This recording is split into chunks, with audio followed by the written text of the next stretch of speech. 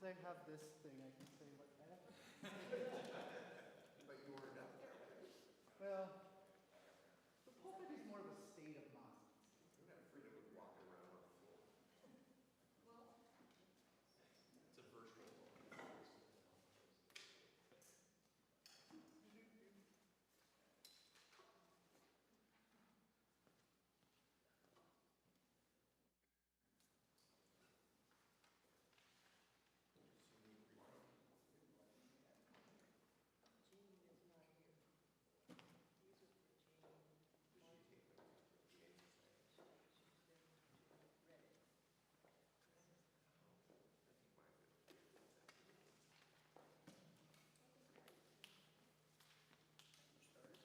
Not yet, we have a moment.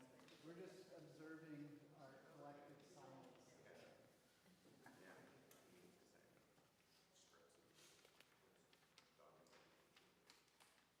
Are you feeling settled back in? One of the things, a lot of things for me socially have changed since coming here. I found it takes me a lot longer to resettle.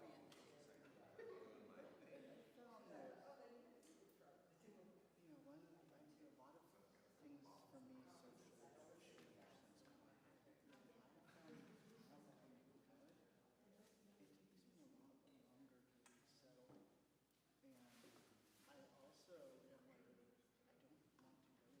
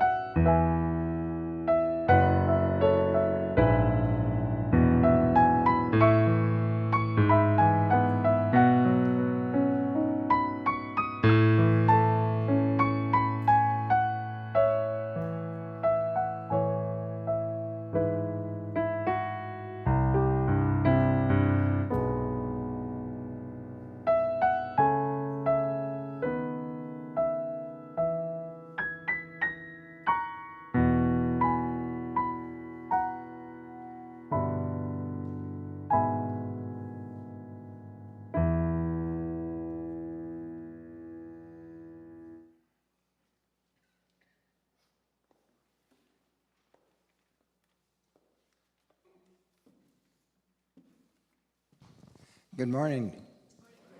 I'm Dean Sampson. I'm a member of the Board of Trustees, and I'm here to make the announcements this morning. As is printed in the order of service, on Wednesday, November 15th, there's a leadership summit, 5 p.m. It's a Zoom meeting, and is the link? We will be getting that out today. The link will be coming out today. And it's never too early to remind you that the last Tuesday of every month we do super suppers with Kol Shalom Synagogue, and there will be future announcements on this to keep your memory fresh. Thank you.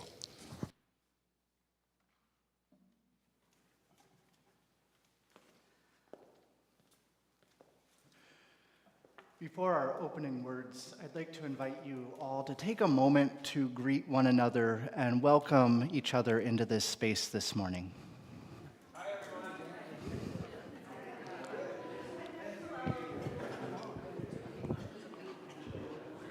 Hey, Liz.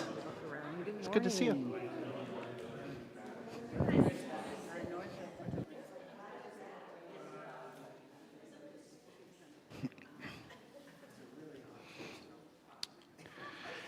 So recently I have been reading a book. Well, actually listening to a book, but depending on who you ask, it still counts as reading. I'm in the reading camp. The book is titled The Midnight Library, and coincidentally, I learned Johanna has also read this book recently. Have anyone else? Okay, that's exciting. The book is called The Midnight Library by Matt Haig, and it's a novel about a library that exists somewhere between death and rebirth, or this liminal space that isn't in life. The library is full of infinite books. There are so many books, and there is one book in the library that for each reader contains the story of the reader's life as it actually happened.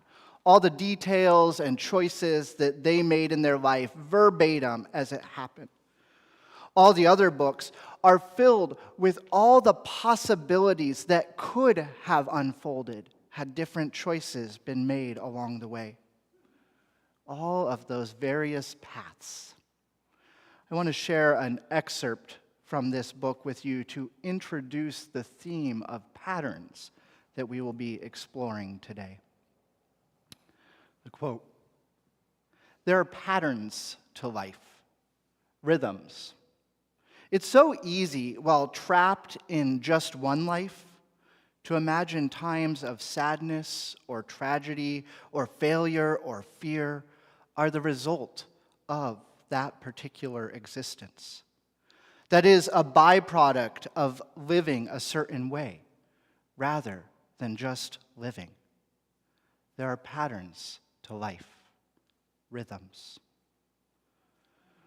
Whether we notice them or not, I believe that there are patterns at play, pulling on our life. And when we take the time to pause and notice those patterns, I believe we claim a power. In noticing the patterns, we are given the power to choose, the power of agency, to choose between the patterns that are serving us that we would like to continue to uphold and those that it is time to break and let go of. As we come into this space today, may we strive to become aware of the patterns in our life. Come, let us worship together.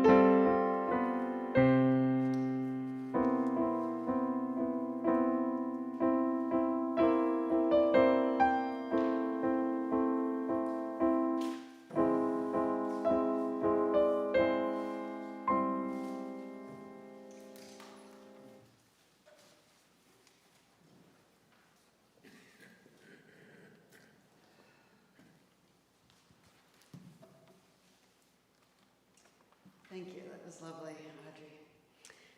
Hi, my name is Johanna Munson, and it is an honor to be back with you today and to be your worship associate. So, patterns. The words that came to mind when I think of that word is repetition, routine, comfort, and familiarity. Relying on these routines can be a positive or healthy trait and can make our lives simpler, cheaper, and more manageable. I remember my mom used to look forward to shopping at TNC on Wednesdays because that was the day the new sales flyer came out. She would plan the week's menus based on those specials, and a side benefit was there was a varied menu. Since I mostly cook for myself, I tend to rotate through 5 or 6 different main dishes, but find myself tiring of that routine. Anyone want to start a supper club? A quote from Jiddu Krishnamurti, an Indian philosopher, author, and teacher. A consistent thinker is a thoughtless person because he conforms to a pattern. He repeats phrases and thinks in a groove. I'll say that again. A consistent thinker is a thoughtless person because he conforms to a pattern. He repeats phrases and thinks in a groove. So getting stuck in certain patterns without developing the ability to step outside and analyze what's going on can hold us back. I've been studying with a mindset coach for the past 18 months and have enjoyed developing a kind of meta-awareness of my thought patterns and how they do or don't serve me. Neuroplasticity is one of the main things we talk about, and that's the ability of the brain to form and reorganize synaptic connections, especially in response to learning or experience or following injury. There are countless books about this phenomenon, such as Evolve Your Brain by Joe Dispenza and My Stroke of Insight by Jill Bolte Taylor. Scientists have now shown that we can continue to create new connections and evolve our brains well into middle age, and if we get in the habit of being aware of patterns that are not serving us, we can potentially maintain an ability to reorganize our thoughts as long as we have consciousness. So going to the other end of the life spectrum, in our first 7 years, we take in messages from significant people in our lives, whether it's our parents, our siblings, our teachers, our friends, and sometimes these are positive messages. You're lovable, you're loved, you're unique, you're worthy, you matter. But we can also get an imprint of not so healthy messages. You're not enough, your needs don't matter, you're not capable. We can actually train our brains out of those patterns and into more positive, specific thoughts. We can think of our brains like a dog, right? You teach a dog to sit. Many of you have new pets and learning that over and over again, repetition. So our brains are really good at 3 basic functions. 1, keep us safe. 2, seek comfort, and 3, avoid pain. But if we listen to the voice in our head that's repeating the patterns of those early year voices, we might be shocked at what we're hearing. Would you say those things to a good friend? I recently listened to a podcast, Krista Tippett's podcast on being, and she was interviewing Clint Smith, who is a poet, author, and former high school English teacher. He grew up in New Orleans and is Black and went to a Catholic high school there. And his senior year of high school was the year that Katrina happened. I have a personal connection to that because my former husband's family is from New Orleans, and I think I've shared the story of being down there when my mother-in-law died, and then Friday we realized, we should probably get out of here. The hurricane came through on Saturday. But she lived in an area of town that it wasn't the Ninth Ward, it wasn't the part that was so devastated.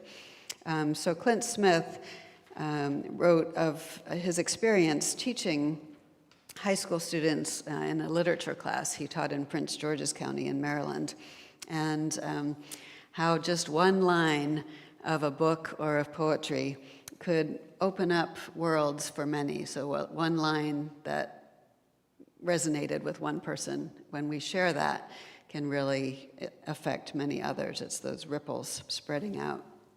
And it can change a life by exposing a pattern that we take for granted.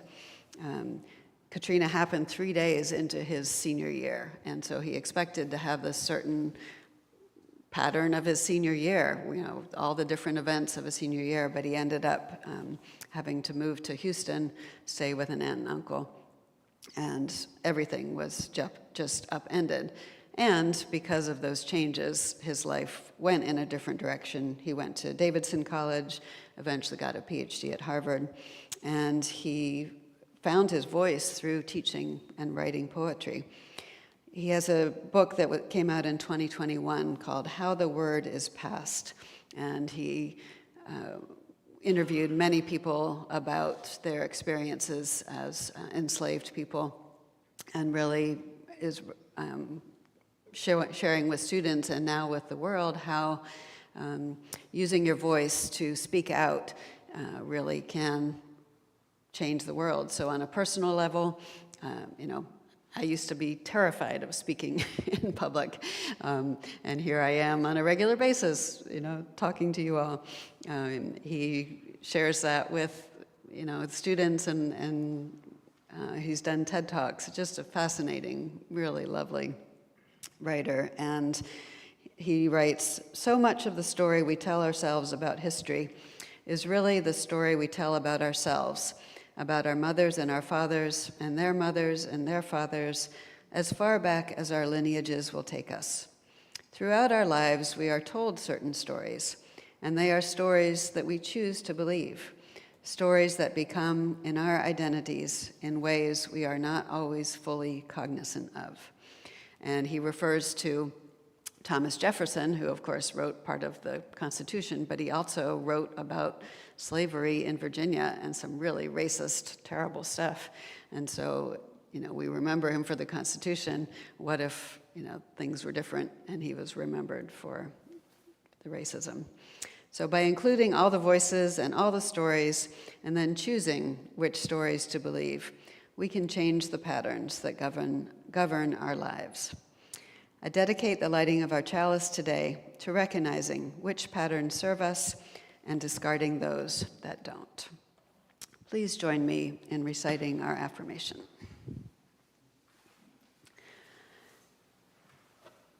As we come together to worship, we remind ourselves to treat all people kindly because they are brothers and sisters, family. Sing about patterns. To live lives full of love and goodness, because that is how we will all become the best we can be. Oh my God, that pattern is so ingrained. Point taken.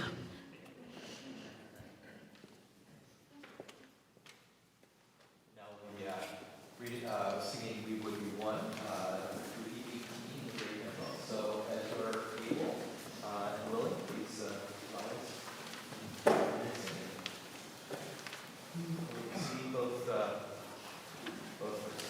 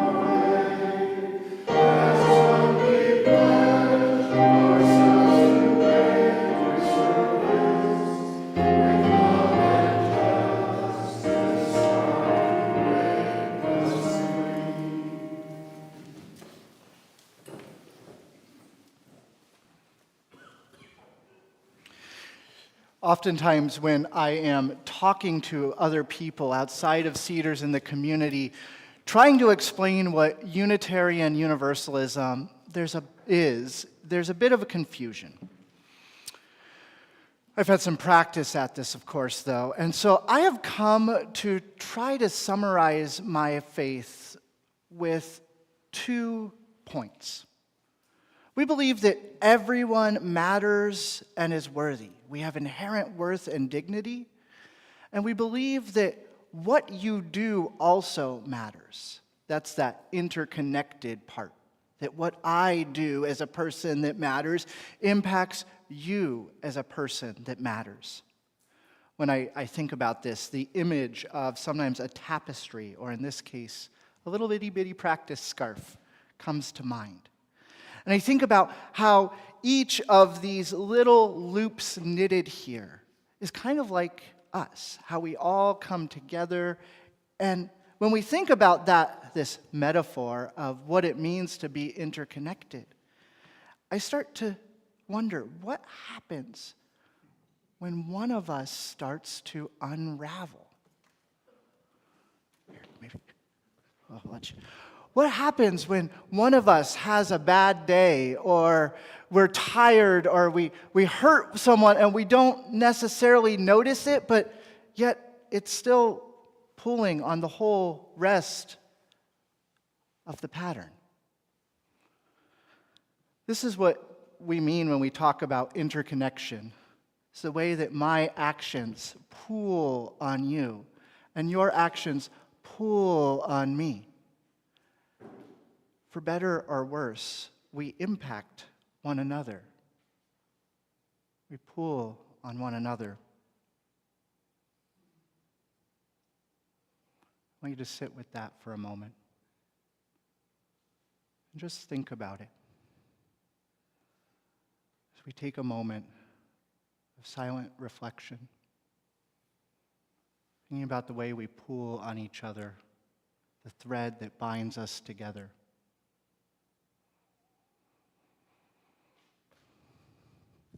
And that is our time for all ages today.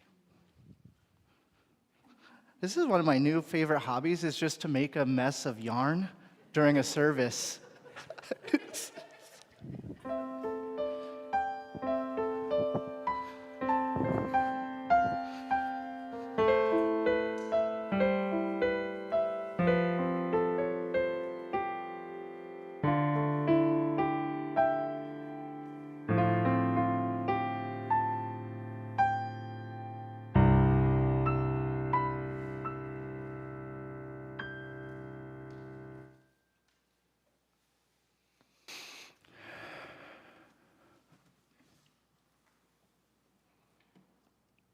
Spirit of life and love and laughter, we gather not as a community of individuals, but as a people intimately connected to one another. May we remember this connection. We gather in a time when there are those in our midst whose hearts might be broken and those buoyed up by joy. May we hold these realities together. When the world is hurting, may we find healing. When things feel hard, may there be a softness for us to land in. When we feel frightened, may we remember that the things that we face are not faced alone. We are part of a bigger pattern, a bigger web of life, even when we forget it. The way that we act still pulls and tugs on those around us. May we remember this and remember to act with kindness and compassion, to give and receive forgiveness, and to strive always to be an active force of love in the world. May this be our prayer for this morning and for the days ahead. May it be so.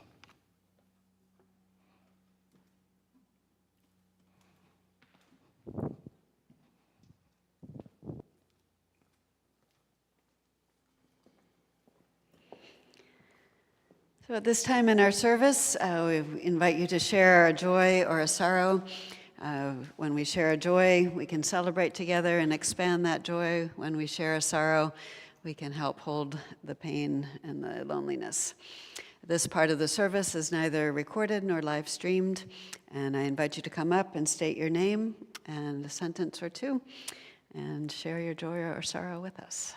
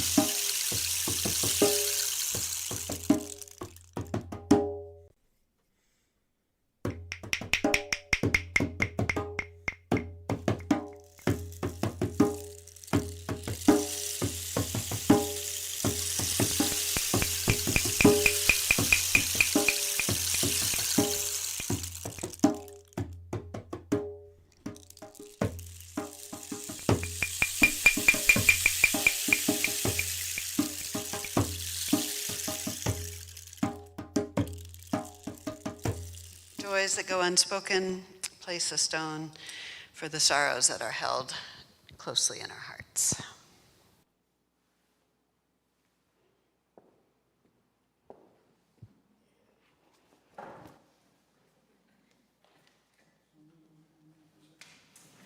We'll sing at 369, This is the Truth That Passes Understanding.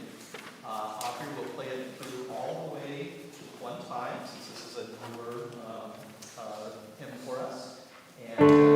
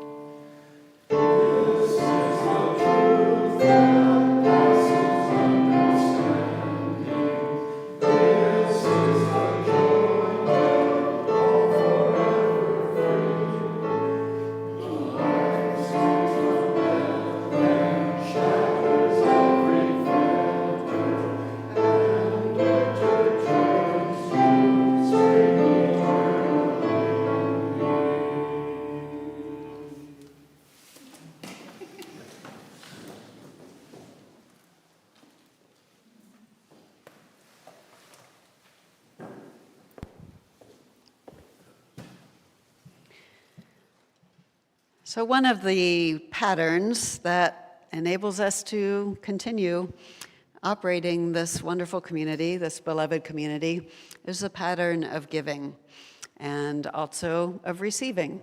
As we saw with Zachary's scarf, sometimes when things unravel, we are less able to support each other. When things are knitted up into a longer and longer scarf, we can provide more support. So invite the ushers to come forward to collect the offering.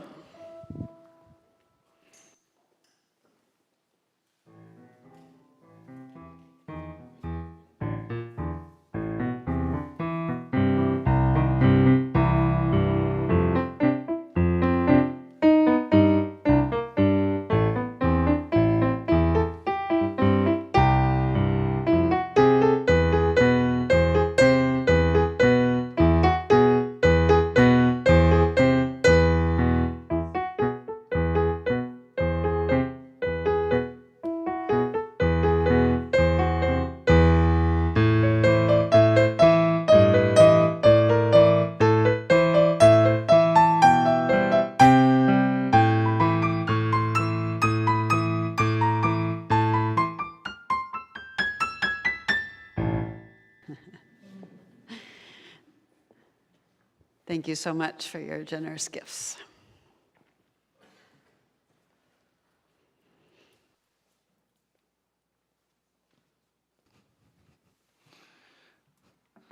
That was a really fun offertory. I felt like I was in a little video game. I wanted patterns, patterns, patterns.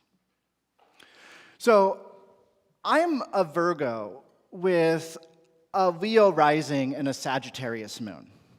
And here's what astrology.com has to say about that. The combination of Virgo sun, Sagittarius moon, and Leo rising is complex and multidimensional. Sounds about right. This individual is highly analytical and practical, yet also adventurous and optimistic. Maybe not always optimistic. They possess natural charisma and confidence and draw others to them, often inspiring those around them to pursue their passions. If you disagree with this description of me, that's okay. I will be honest, I don't endorse it entirely myself. But it's not because parts of this description, this way of thinking about who I am, don't resonate with me. Instead, I'm a little suspicious of this description because of the source of the information: astrology. Now, I'm not going to lie, I think astrology can be a lot of fun, and I have friends that will sit and talk about it, but it's not something personally, it's not a system of patterns or beliefs that I put a whole lot of stock in myself. And here's why. When I was in my undergrad and taking a philosophy of science class, we had a unit that was all about the scientific method and what it meant for something to be scientific. In this class, we read an article that was written in 1978 by a philosopher named Paul Thagard. And the title of this article is Why Astrology is a Pseudoscience. Here's what Paul Thagard had to say. Well, first I should say that he listed a few critiques of why this in general wasn't maybe a really great scientific method in the first place, specifically when we think about the idea of the precession of the planets, which most astrologers don't factor into their horoscopes, but like to name it when they talk about things like the dawning of the age of Aquarius. Or how astrologers cannot agree on the significance of many of the later discovered planets. What role do Neptune, Uranus, and Pluto play in our horoscopes? But really, for Thagard, the reason why astrology wasn't seen as a great way of obtaining knowledge, was not seen as scientific, has to do with the inability to falsify astrology. Science requires things be both verifiable and falsifiable. Thagard writes, we must consider the application of the criteria of verifiability and falsifiability to astrology. Roughly, a theory is said to be verifiable if it is possible to deduce observation statements from it. Then, in principle, observations can be used to confirm or disconfirm the theory. A theory is only scientific if it is verifiable. According to Thagard, astrology falls into that pseudoscience category because the claims that it makes are neither, or they might be verifiable, but they lack the falsifiability criteria. It's easy for me to say that I'm a Virgo with a Leo rising and a Sagittarius moon, and if that describes me, to take it on.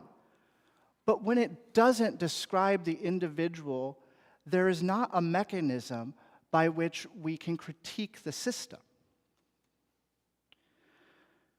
Despite this idea that astrology is considered a pseudoscience by philosophers of science, I do believe that there are systems of thinking about our life, systems of patterns that are helpful and do point us towards real knowledge of a kind, useful knowledge.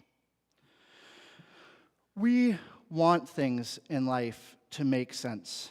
We want patterns of behavior to be understandable, consistent, and even when they aren't, we strive to see a pattern somewhere that will help us make sense of everything. We want to believe that there is patterns to life, rhythms, and even when we can't grasp what the pattern is, we still hope for it. So, you've probably gathered by this point, I'm not the biggest proponent of astrology, and I respect that for others, it works. That's cool. We don't need to think alike to love alike, as we tell ourselves. But I do want to share a few systems of patterns that I have found useful in my life. Systems that I believe point us to knowledge about ourselves and the world around us that can be useful. You may have noticed in your order of service today, there's a little insert in there. And there's a few diagrams. Let's start with the one that has, it says Enneagram and Genogram symbols. I want to start by talking about a personality typing pattern system that I know some of you are familiar with. the Enneagram. The thing I love about the Enneagram is, like astrology, it takes this archetypal approach. It takes this belief that there are different sort of personality types. The makers of the Enneagram have set these personality types of 1 through 9. And you'll see there the 9-pointed star in the circle. They're given different names depending on who the author writing about it is. I know here, for instance, I'm a 9. 9 is oftentimes known as the peacemaker or the mediator. 1, the reformer or the perfectionist. 2, the helper or giver, and so on. The thing that makes the Enneagram as a personality system, in my belief, in my estimation, different than astrology, and because of it, useful, in my opinion, is that it asks you to self-identify. It asks you to read through all of these different personality descriptions and to self-identify. So it's not based on when you were born or where you were born, but it starts with, who do I believe myself to be? There are tests that you can take that will help you determine maybe where you are if you're stuck between two. But the assumption is that you know yourself best, and to start there. So that kind of gets rid of the requirement of verifiability and falsifiability, because you yourself are making that assessment. The next thing about the Enneagram that I find is helpful is the Enneagram is said to actually point out what is your core flaw, rather than saying that this is your highest self, what you should be aspiring to. The Enneagram actually points to where you have room for growth. Me as a 9, one of the core values that Enneagram 9s are said to hold is a value of harmony. We want everyone to get along. We want everything to be smooth, and when it's not, 9s can feel anxious. The Enneagram, when it talks about this anxiety, it puts it in the terms of stress. You'll notice that if you look at the 9, there are arrows that point to from the 9 down to the 6, as well as to the 3. For a 9 who is experiencing stress, it is said that they move towards a 6. They become a loyalist, which means that rules become more rigid, more firm. Perhaps you've experienced this with me. That is the stress point, the point of disintegration, as Enneagram scholars call it.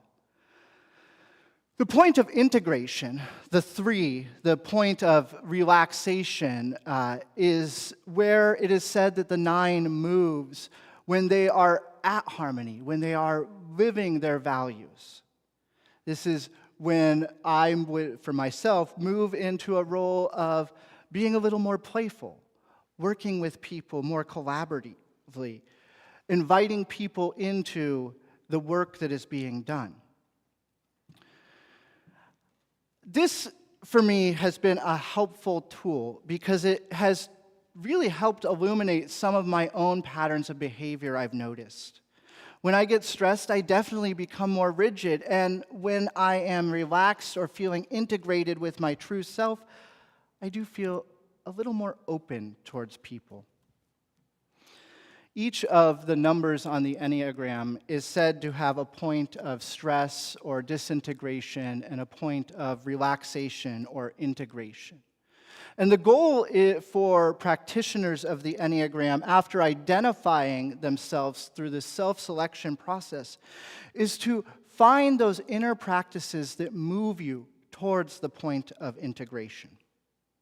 A 9 to a 3, or maybe a 3 to a 6. You'll notice that there's some triangles. Those are also part of the Enneagram, but a little beyond what we want to cover today. Well, I'll admit that these ways of thinking about individuals, archetypal thinking, does have its limit. limits, one of the reasons why this system is applied in many counseling systems when astrology isn't, is because of this degree of self-awareness and change. It's based in this idea that people can change and grow, and that through becoming aware of these things, we change and grow in hopefully positive directions. So, this is a way of thinking about who we are as individuals, the patterns that play out in our own lives. But those aren't the only patterns. We've talked about how, in the example of the scarf, this idea of being interconnected. Another system of pattern thinking that is useful and used by many psychologists and ministers and is part of seminary education is a system of patterns known as family systems. Family systems is a psychological theory that was developed in the 1950s by a gentleman named Peter Bowen, and it's oftentimes referred to as Bowen family systems. And the idea is that in our life, there are patterns of relationships. And that oftentimes the patterns of relationships that we know start with our family of origin. You'll see on the back of this sheet here, there's this quite complex, it looks like an engineering diagram. This is a genealogram model, and it's one I pulled from the internet because I didn't want to share personal information of someone's family. But what you see here is a visual representation of the qualities and types of relationships. You see places where there are cutoffs, those sort of red lines that are diagonal there, or that there are turbulent relationships. And the belief in this way of thinking is that through examining these relationships, noticing the patterns around us in the people in our lives, the generations before us, and in our own, that we can become aware of things that are at play in our own family and relationship systems that we might not otherwise notice. To give you an example, I've done this exercise for my own family going back a few generations. One of the things that I have noticed in my family is the amount of estranged and cut-off relationships that exist. It's a huge problem. I think there's divorces and separations, people no longer talking to each other. Realizing that, what it has done for me is to come to an understanding of sometimes when I am stressed, when I am in my 9, moving towards my 6, my pattern of behavior can be to want to cut off the relationship, to sever it and walk away and say, that's done. But through becoming aware of those patterns, seeing how they play in my family of origin and subconsciously within myself, I'm given the opportunity to make a choice. When things get hard, it would be easy to cut off relationships, to walk away, but I know that that is a pattern that is built into my family structure, my family of origin. And so rather than just going there as an unexamined action, to take the time to pause and think about what I'm doing, to turn off autopilot. I think the power in noticing the patterns in our life is just that. When we notice the forces at play, we are given a choice to change them. The first step to transformation is awareness. I made the decision to talk about these two systems of patterning for my sermon because they capture something that is essential to life for me.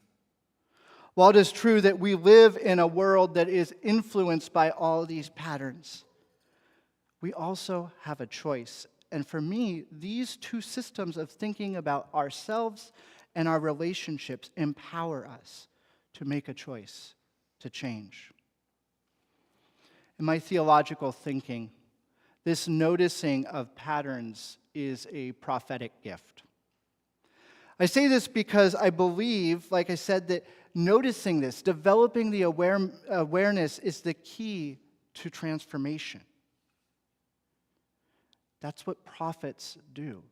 They seek transformation. That's why noticing these patterns is a prophetic gift.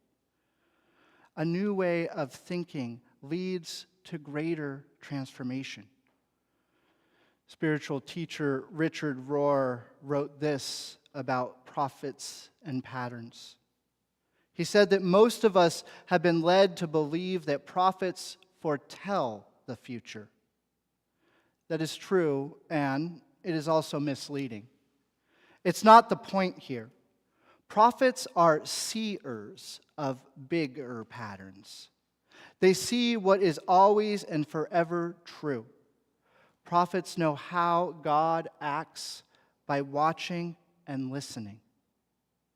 And they have no doubt about the meta-narratives, the real story that is always going on side of our own little stories. One of the big patterns is that God's message always gets wider and more universal, despite our attempts to limit it. I think there are times we feel that we're stuck in a pattern, a groove, a rut, and we find ourselves going through the motions day after day without maybe examining why. I offer this message as an invitation to all of you to take some time to notice those patterns that make up your life, those internal patterns, those external patterns, your connection to the whole. Become aware of these patterns. Which ones do you want to sustain? Which ones do you want to break and cast off? Awareness is the first step into making that choice. And if you are interested in exploring more of either the Enneagram or Janogram, please know I'm more than happy to meet with you and to talk about this in more detail. It's kind of a nerdy interest of mine. To the glory of life. I'd like to invite you all to rise as you are willing and able as we prepare to sing our closing hymn of today's service, hymn number 407 in our gray hymnal, and this is our hymn of the month this month. We'll be singing all three verses. Please rise if you are willing and able. 407.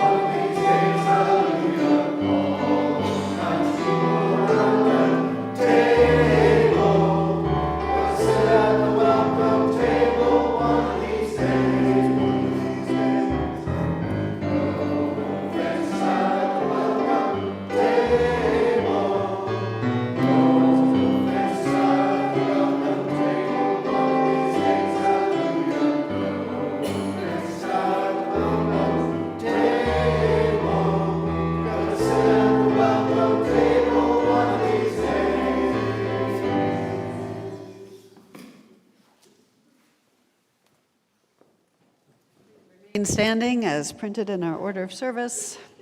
We're doing the standing today. New pattern, right?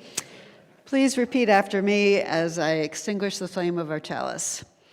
We extinguish this flame, but not the light of truth. We extinguish this flame, but not the light of truth.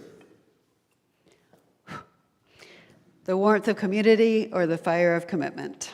The warmth of community or the fire of commitment. These we carry in our hearts until we are together again. These we carry in our hearts until we are together again. Our service this day has ended, but our service to the world and one another begins anew. As we go forth, may we remember that we are but a part of a larger pattern, and what we do in this world matters. May it be so.